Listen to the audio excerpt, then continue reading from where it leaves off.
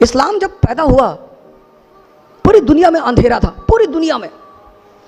आप कभी इस्लाम की हिस्ट्री पढ़ो, यूरोप औरतें जलाई जा रही थी विच हंटिंग के नाम पे, विच हंटिंग।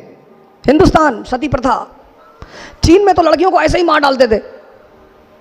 पूरी दुनिया में अंधेरा, और उस अंधेरे में मोहम्मद साहब लैंप लेकर खड़े हुए।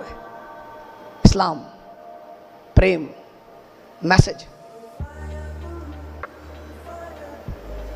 हुजूर साहब गुजरते थे एक रास्ते से, कोई महिला उनके ऊपर डेली कूड़ा फेंकती थी। हमारे आपके ऊपर फेंक दे हम तो गोली चला दे तुरंत, कि वह कूड़ा फेंकोगे, वो भी हम मतलब मैं, वाजीराम के टीचर, इतनी औकात तुम्हारी। पैगंबर, पैगंबर, हम तो उसके सामने कुछ है ही नहीं। पैगंबर, मालिक का सीधा हाथ है उस आदमी के सर पे।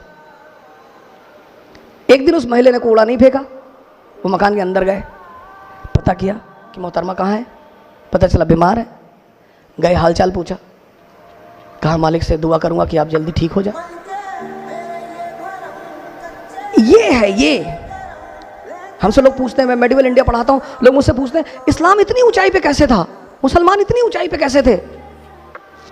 स्पेन से लेकर चाइना सी, कैस्पियन से लेकर हिंदुस्तान, पूरे इलाके में मुसलमानों का कब्जा। क्यों? क्योंकि वो अपने उस वक्त पैगंबर को समझते थे कि जीतने के सिद्धांत क्या है। जीतना तलवार से नहीं, तलवार से तो लूटा जाता है। चोर किस चीज का इस्तेमाल करता है? तलवार का। ये मैसेज है, मैसेज। इकरा शब्द फैजल साहब ने लिया कि सर हम तो अपनी इंस्टीट्यूट का नाम इकरा रखेंगे। मैंने कहा बिल्कुल। मैंने कहा, इन्होंने मुझसे पूछा कि हम इंस्टीट्यूट का नाम क्या रखें, हमने कहा इकरा रखो, बड़ा अंधेरा है दुनिया में। इकरा मतलब पढ़ो। आज सबसे ज्यादा एजुकेशन में हिंदुस्तान में कौन पिछड़ा? मुसलमान। पैगंबर हमारा कह रहा है, हमारा, वो हम सब के पैगंबर है, किसी खास विशेष के नहीं है। वो कहता पढ़ो, समझो। तैफ शहर का नाम सुना होगा, काफी लोग बैठे हो। तैफ, वहां के लोग हुजूर साहब को पत्थर मारते थे, गाली देते थे। जिब्राइल साहब ने हुजूर साहब से कहा कि कहो तो, तैफ शहर दो पहाड़ों के बीच में है, तो उन्होंने हुजूर साहब से कहा कि कहो तो दबा दूं। अरे बोले नहीं, जाने दो।